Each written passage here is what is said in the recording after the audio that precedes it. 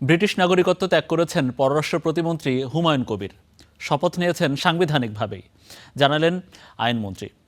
দেশ গুম ক্রসফায়ারে বন্ধ হয়েছে দাবি করে বলছেন, মিরাজ শেখ গুমের অভিযোগের তদন্তও চলছে স্বাধীনভাবে।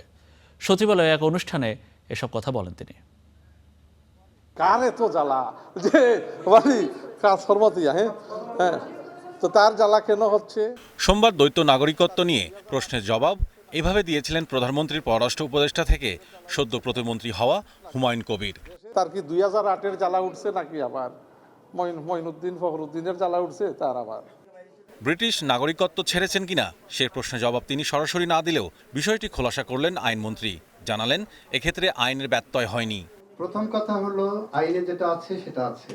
দ্বিতীয় হলো এই সরকার যেটা করেছেন সংবিধান মেনেই করেছেন, এখানে কোনো ব্যত্যয়ের কোনো কিছু ঘটেনি।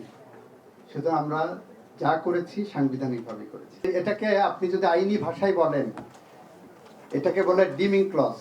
যখন শপথ দেওয়া হয়েছে আমরা সাংবিধানিকভাবে দিয়েছি। পরে আইন শৃঙ্খলা পরিস্থিতি নিয়ে মন্ত্রী বলেন, দেশে গুম ও ক্রসফায়ার বন্ধ হয়েছে, হয়রানির মামলাও করছে না পুলিশ। একটা পুলিশ বাদী হয়ে রাজনৈতিক মিথ্যা মামলা এখন পর্যন্ত আমরা কোনো থানায় দেখি নাই। পুলিশ বাদী হয়ে এখানে গুমের সংস্কৃতি বন্ধ করা হয়েছে, ক্রসফায়ারের সংস্কৃতি বন্ধ করা হয়েছে, পলিটিক্যাল পারসিকিউশনের সংস্কৃতি বন্ধ করা হয়েছে।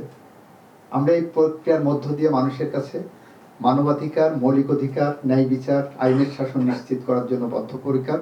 এছাড়া বাগেরহাটে মিরাজ শেখকে গুমের অভিযোগের তদন্ত স্বাধীনভাবে চলছে বলেও জানান আইনমন্ত্রী। তারপরে যেহেতু অনুরোধ এসছে, দুইটা জিনিস না বললে। Mahmudul Hasan, star news, Dhaka.